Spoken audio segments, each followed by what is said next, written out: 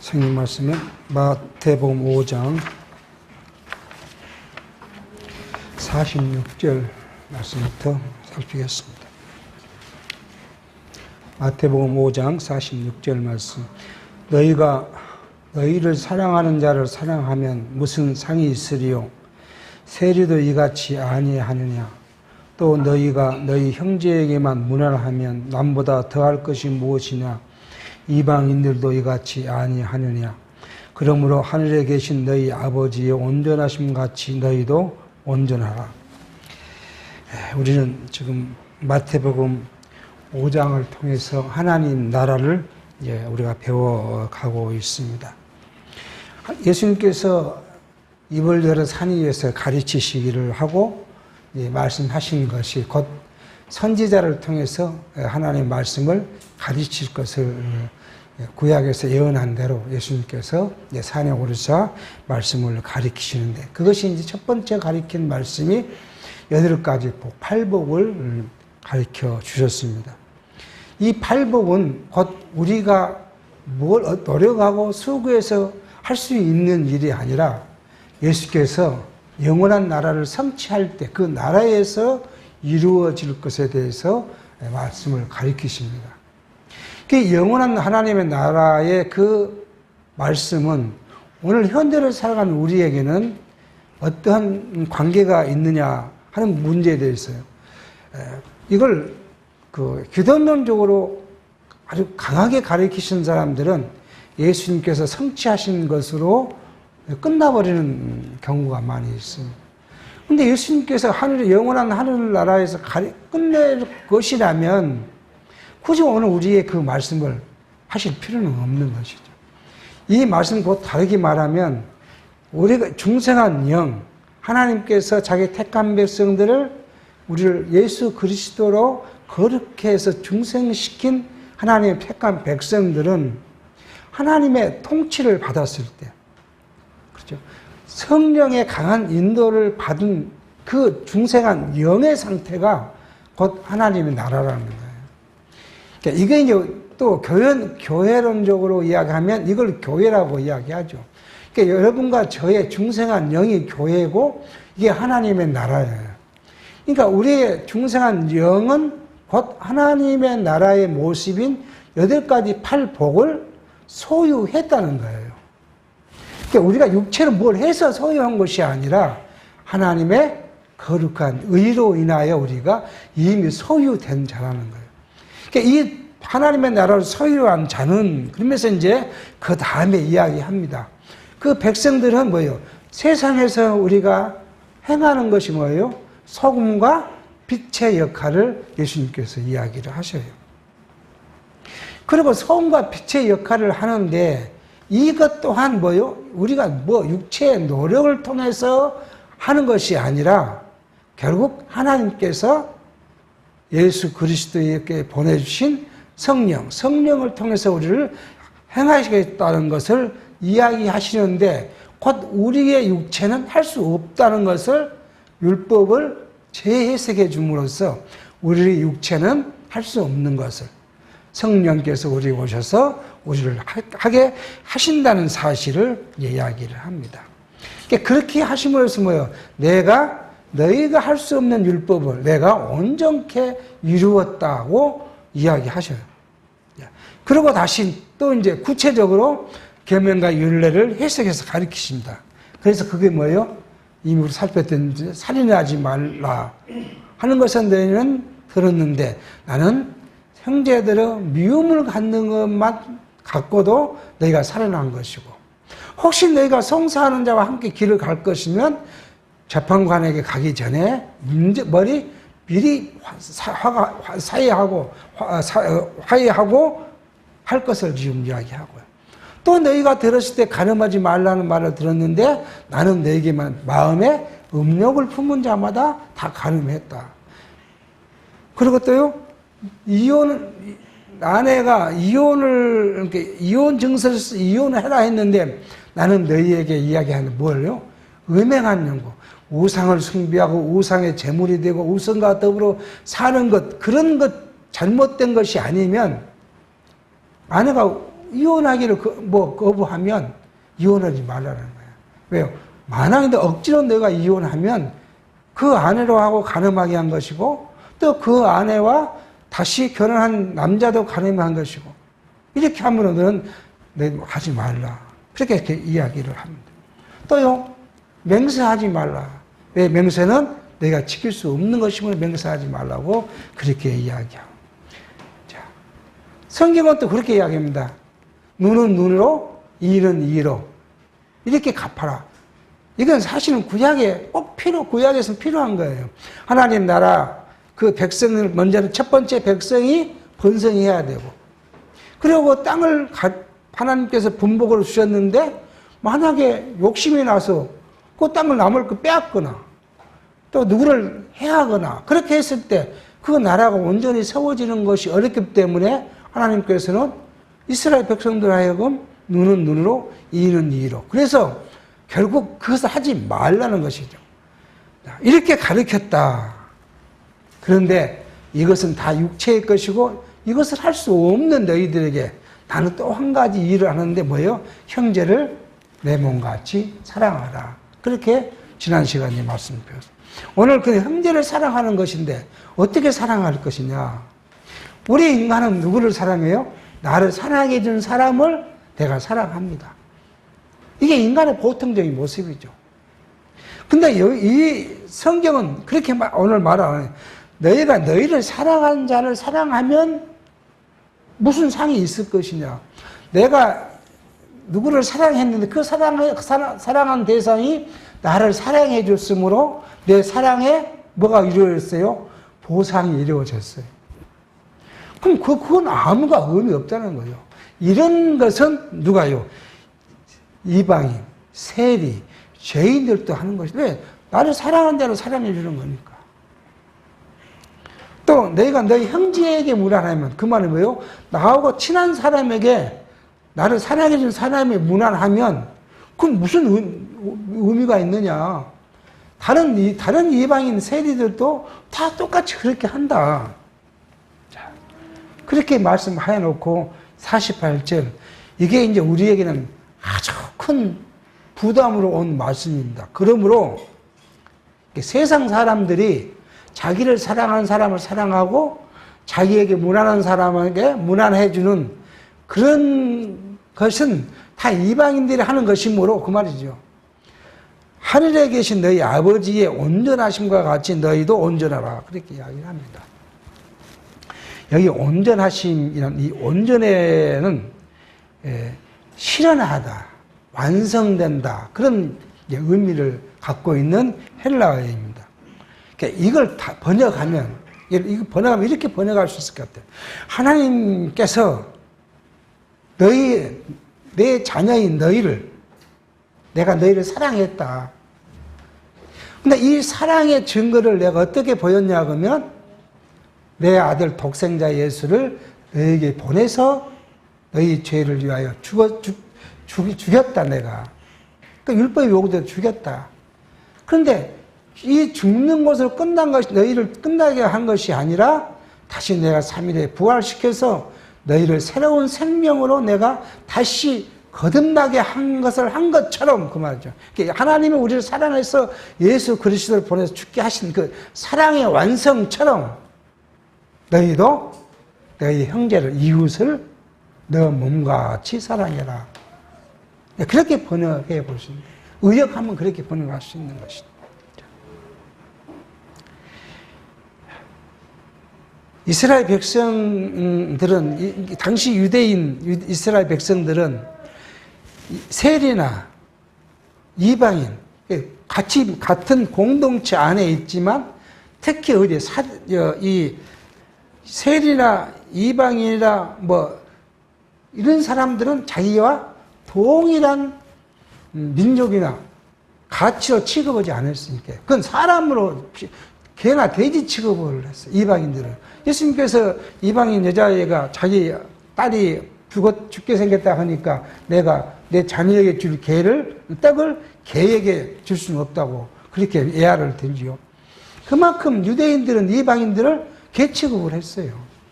그래 그 사람들하고는 성정도 안 할 뿐도 아니라 사랑을 준다는 것은 있을 수 없는 일이죠. 그 사람들로 지나가다 무난한다? 있을 수도 없는 거예요. 죄인과 같이 같은 자리에 있는 것도 있을 수가 없어요. 베드로가 어디를 갔어요? 고넬료의 집에 갔잖아요. 가서 고넬료 집에서 이제 있었습니다. 그리고 같이 먹고, 고넬료에게 성령이 오신 것을 알고 세례를 베풀고 돌아와서 그 이야기를 했는데, 유대에 있는 유대인 중에 개종한 기독교인들이 베드로에게 신라를 합니다. 어떻게 이방인으로 같이 먹고 같은 집에 있었냐고. 그만큼 유대인들은 이방인을 사람 취급도 안 했던 사람들. 그런 사람들에게까지 예수님이 뭐라고요?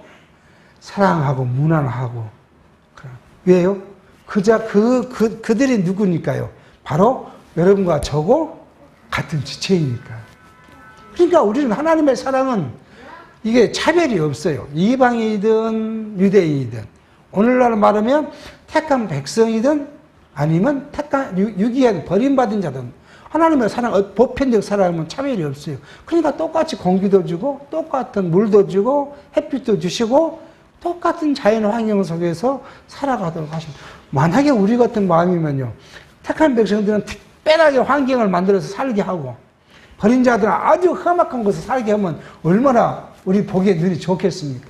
하나님은 그렇지 않으시다. 똑같이 사랑하신다. 그래서 이웃사랑하고 원수를 미워하라는 율법의 가르침이 잘못됐다. 너희는 할 수 없는 것인데 내가 했는데 그것이 바로 뭐냐면 내가 죽고 다시 살아날 것이다. 이걸 지금 이야기하고 있습니다. 그래서 예수님께서는 우리가 한번 다시 정리를 해보면요.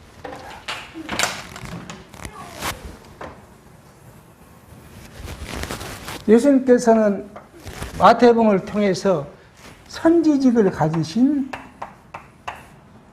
예수, 그리고 왕직을 가지신 예수, 제사장직을 가지신 예수, 이 직임을 통해서 예수가 누구예요?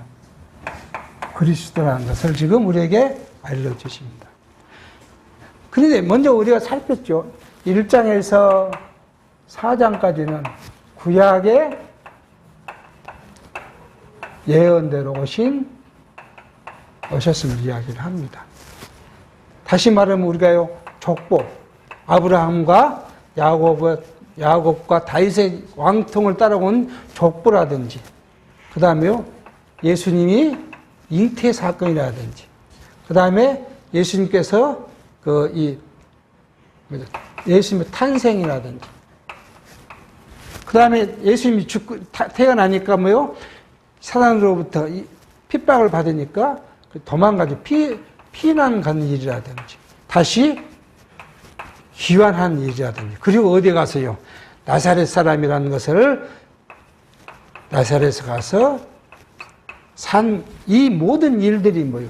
구약의 예언대로 하시다. 그러니까 오신 예수가 누구요?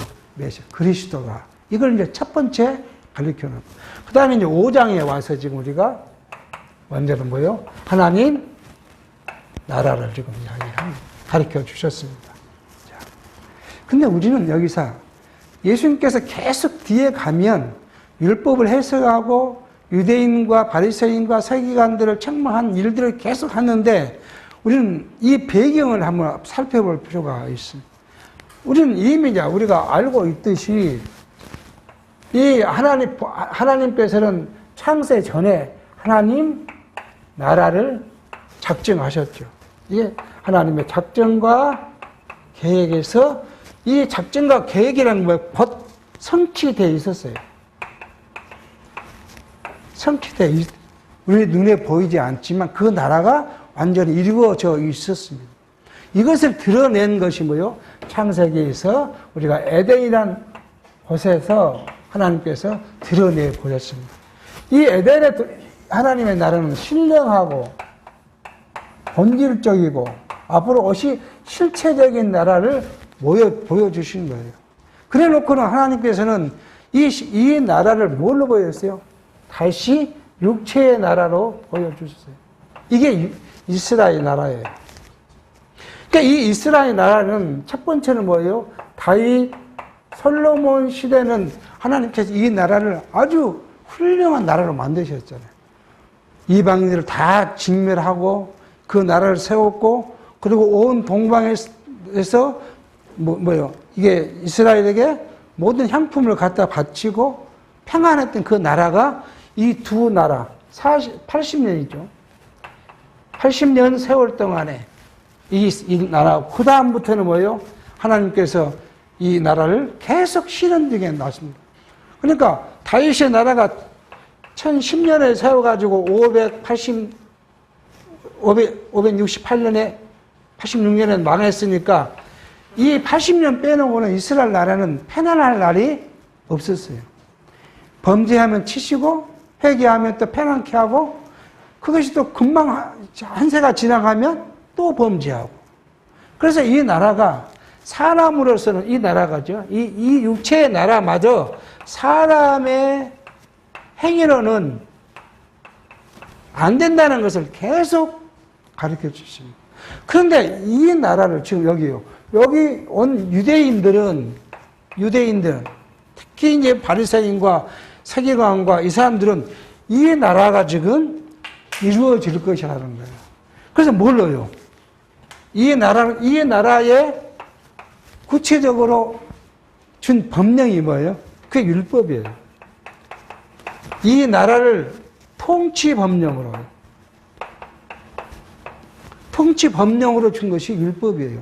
그러니까 하나님께 나아가 제사를 해야 할 뿐만 아니라요, 이웃과 사이에도 뭘 어떻게 할 것인가, 그 다음에 잘못해서 협판을 어떻게 할 것인가, 배상을 어떻게 할 것인가, 이런 것까지 세세하게 이 나라의 법을 하나님 책정해 주셨습니다.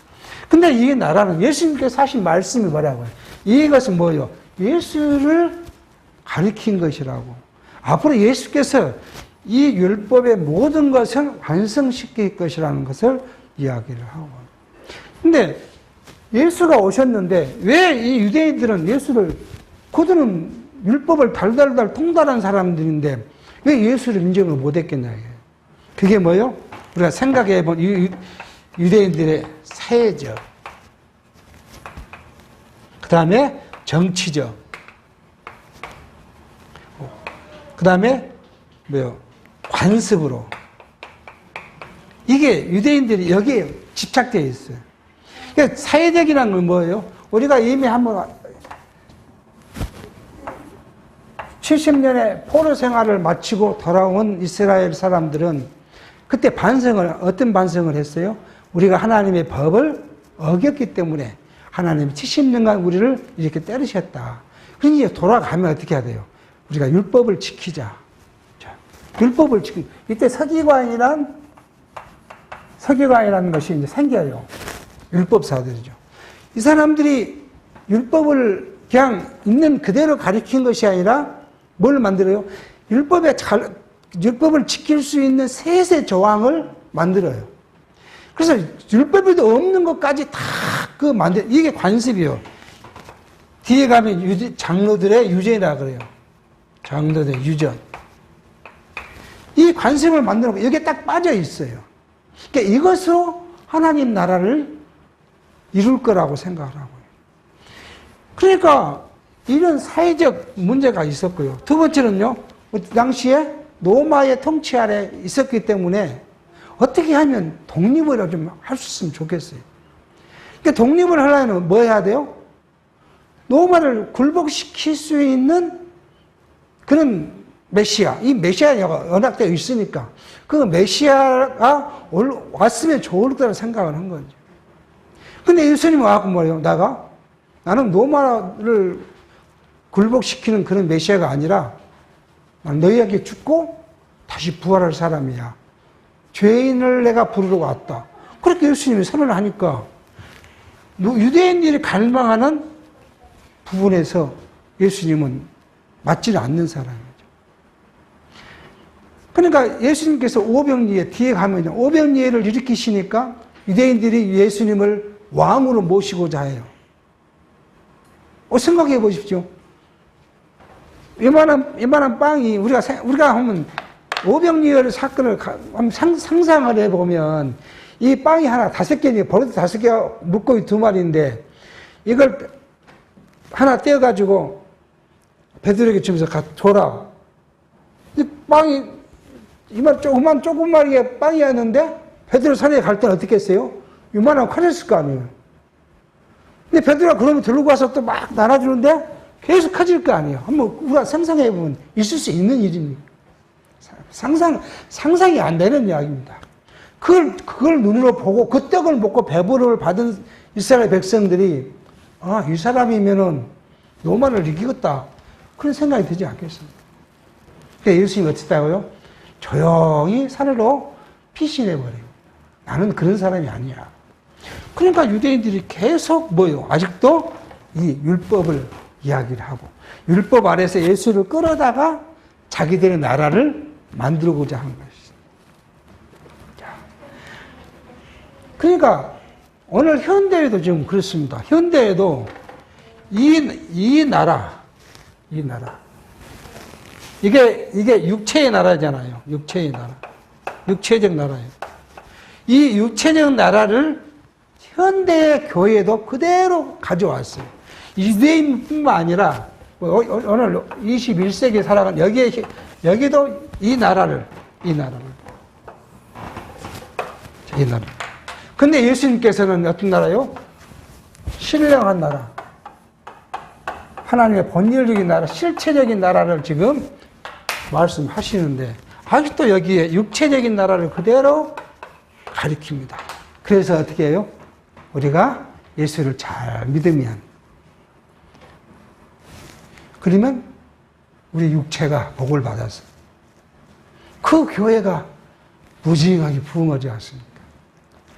근데 이제 또 이 나라를 우리는 좀 그게 우리는 이 나라의 대표적인 것이 뭐예요? 기복주의. 기복주의를 가리킨 거예요. 그리고 지금 요즘 현대가 가리킨 것이 뭐예요? 공로주의 가리킨 거예요. 공로. 이게 뭐예요? 알미니안 이야기예요. 알미니안주의예요. 이게 뭐예요? 구원을 하나님께서 이렇게 내려주시는데 사람이 구원을 붙잡지 않으면 의미가 없다는 거예요. 그러니까 사람과 신이 뭐예요? 서로 협력을 해야 그래야 구원이 형성된다. 그러니까 그 전제 아래에 있는 건 뭐냐 그러면 다 내가 뭘 해야 한다는 거예요. 구원을 붙잡기 위해서 내가 뭘 해야 돼요. 기도도 열심히 해야 되고요. 연보도 열심히 해야 되고 봉사도 열심히 해야 되고요. 형제 사랑도 열심히 하고 이웃 사랑도 열심히 해야 되고 그래서 뭔가 내가 해야 돼요. 안 하면 하나님의 복을 잡을 수가 없어요. 그것이 공로주의예요. 내 공로로 가지고 하겠다는 거예요. 그러니까 온통 지금 우리 눈에 보이는 교회들은 뭘 해요?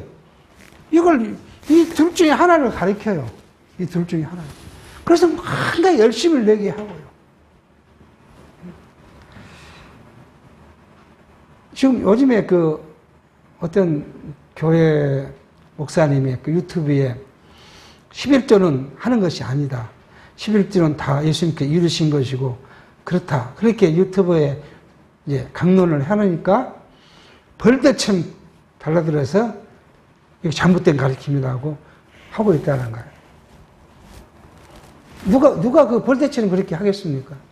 자기한테 그렇게 그 강론이 자기한테 유익이 없는 사람이 벌떼처럼 달아들 거 아니에요, 그게. 그러니까 온통 교회가 지금은 육체를 가리키고 육체의 유익을 위해서 그걸 매진해요. 그러니까 기도도 육체를 위해서, 연보도 육체를 위해서, 그 다음에 우리가 지체를 사랑하는 마음을 헌신하는 것, 헌신도, 봉사도 다 육체를 위해서. 신령한 건 어디 가버리고 없다는 거예요, 신령. 자, 근데 지금 우리가 다시 한번 이야기를 하면, 우리는 지금 이 신령한 걸 추구하시죠. 우리 성경신앙은 신령한 걸 이야기합니다. 그런데 이 신령한 하나님의 나라가 어떻게 이루어져 있냐, 그러면 이렇게 이루어져 있어요. 이렇게 이루어져 있어요. 이만큼이 여기가 우리가 갖고 있는 것이 뭐예요? 이게 우리의 중생하고, 성경은 또 거듭난 영. 이걸 다른 사람은 속사람, 우리 속사람이라고 그래요. 이 속사람이, 여기, 이 천국을 우리가 이 천국을 우리가 왜 하나님은 이것을 우리 속에 부어주셨어요? 이걸 우리가 느껴야 돼요. 이 속사람의 가치를, 천국의 가치를 우리가 알아야 돼요. 그래야 세상을 살아갈 때 여기서 주는 시련, 고난, 궁핍, 환난 이런 것들이 우리에게 불었을 때 이걸 이길 수 있는 힘이 어디서 나와요? 이게 이 가치로 우리가 이길 수 있는 거예요. 이 가치를 못 느끼면 이 시련을 이길 수가 없어요. 세상에 물질의 유혹이 물질의 가치가 얼마나 좋습니까? 물질이 있으면 세상에 못할 것이 없잖아요. 세상 일에, 하나님 일 말고 세상 일에 물질로 못할 일이 없잖아요. 명예도 살 수 있죠. 요즘 학벌도 사더라고요. 그럼 문제가 생겨가지고 이게 찬 사람도 있긴 하지만요. 그러니까 이 물질은 세상의 모든 것을 이룰 수 있는 거예요. 그 물질이 우리를 유혹합니다. 물질이. 그걸 어떻게 이겨야 돼요? 결국은 이 하나님의 나라, 우리가 맛본 하나님의 나라, 크든 작든 그것이 우리가 진리를 서서하고 물질을 벽에 갈 수 있는 힘을 여기. 그래서 하나님 우리 속에 부어준 거예요. 그냥 그냥 놔두고, 우리 택한 백성이니까 세상 대로 그냥 똑같이 살려 하다가 딱 죽으면 천국을 데려가면 얼마나 좋겠습니까? 그러면 우리가 고통 없이 살죠. 똑같이 세상을 다루고 사는 거니까. 그런데 하나님 그렇게 안 하고 우리 속에 하나님 나라를 딱 부여하고는 이거 정말 가르쳐 놓은 것이고, 앞으로 너가 영원히 소유할 것이므로 세상의 것들과 더불어 싸우는 힘을 여기서 얻으라고. 그렇게 우리 주신 거예요. 그런데 아직 현대 교회가 뭐예요? 계속 이것만 이야기해요. 이걸 가르치지 않아요. 이것만 이야기해요. 그러니까 싸울 힘이 없잖아요. 싸울 힘이 없으니까 어때요? 그냥 넘어가요. 넘어가고, 그 다음에도 안 되면 뭐예요? 그 다음에요? 자기 생명을 스스로 버리는 거죠. 자살했다고 천국 못 가고 그런 건 아니잖아요. 하나님의 택한 백성이면 뭘 해도 천국 가게 돼 있어요. 어디에 있든, 기독교 종파 중 어느 종파에 있든 하나님의 택한 백성이면 가게 돼 있어요. 그런데 뭐예요? 세상을 살아가면서 뭘 못 느끼고 살아가요? 하나님의 나라를 못 느끼고 살아요. 이게 불쌍한 거잖아요. 이걸 지금 오늘 마태복음 5장에서 지금 계속 가르쳐 줍니다. 그러면서 6장으로 넘어가면 뭘 하냐면 이제 신앙의 원리를 믿는 사람은, 믿는 사람. 6장부터 신앙의 원리라고 합니다.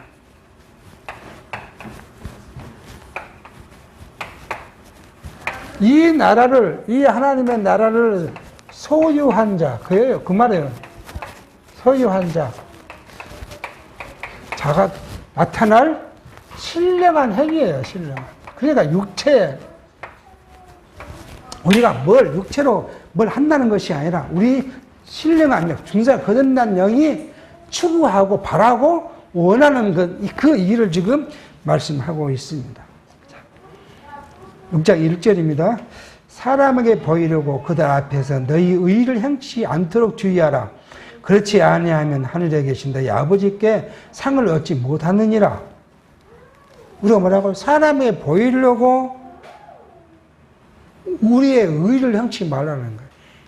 자, 유대인들은 이 말에 반대로 말하면, 유대인들은 뭐였어요? 유대인과 이 신령한 소유를 산 유대인들은 사람에게 보이려고 어디에서요? 기도도 하고 선행도 하고 구제도 하고 11조도 하고 이렇게 지금 하고 있잖아요. 우리가 이미 다 아는 말씀이니까. 그래서 유대인들은 세계관과 제사장들 어디에요? 성전에 가서 제일 앞에 이거 와서 손을 들고 하나님하고 기도하는데, 나는 저 뒤에 세례와 같지 않고 당신에게 11조를 드렸고, 금식 기도를 하고 철학 기도를 하고 구대를 하고 이렇게 해서 저 세례와 같지 않음을 감사합니다. 그렇게. 그런 다음에 세리는요, 차마 앞에 나오지도 못해 저 뒤에 끝에서 하나님, 나는 죄인입니다. 예수님께서 누구를요? 바리새인을 책망하고 세리를 어렵다 했다. 그게 이 말씀이 그 이야기예요. 이게 왜 사람한테 보이려고 한 유대인들은 상을 얻지 못하느냐? 이미 그 유대인들은 누구로부터 상을 받았어요? 사람들로부터 칭찬과 인정받는 삶을. 그래서 상을 이미 받아버렸어요. 그러니까 상을 받을 필요가, 하나님의 상이 없다는 거예요. 자, 우리는 이 상 그러니까 또 이 교회들이 오해가 많습니다. 상. 그래서 천국에 가면 상이 있는데 우리가 세상에서 신앙생활을 어떻게 하냐에 따라서 하늘의 상급이 달라집니다. 그렇게 이야기를 합니다. 그 어떻게 상급이 달라집니까? 거짓말을 또 잘합니다. 그런 사람들은요. 다 천국을 가봤는데요. 천국에 50평짜리 아파트가 있고요. 10평짜리도 아파트가 있고요. 옆에 갔더니 큰 대골 같은 기와집이 있고요. 그 옆에는 처가집이 있다는 거 아니에요. 지금 말도 안 되는 이야기를 지금 썰을 퍼기 시작합니다. 그래서 내가 그 하나님께 참 충성하고 연부도 잘하고 주일성서도 잘하고 선행도 많이 하면 뭐 35% 아파트를 가고, 그럼 못한 사람은 10평도 가고, 그것도 안 된 사람은 어디예요? 처갓집에 가고. 이렇게 성도들을 현혹을 시킵니다. 뭘로요? 세상 것으로요. 세상 것을 현혹을 시켜요. 구약시대에는 상은, 구약시대는 뭐예요? 육체적인 시대니까 육체적으로 하나님께서 베풀었어요. 근데 육체적인 베풀었는데도 하나님은 그 백성들에게 상을 베푸셨는데 그 상을 하나님의 뜻대로 다 주었어요. 그게 분복이에요. 분복. 분복을 줘서 편안하게 살게 했어요. 유대인들이 애굽에서 나와서 가나안 들어가서 솔로몬 때까지 편안한 삶을 삽니다.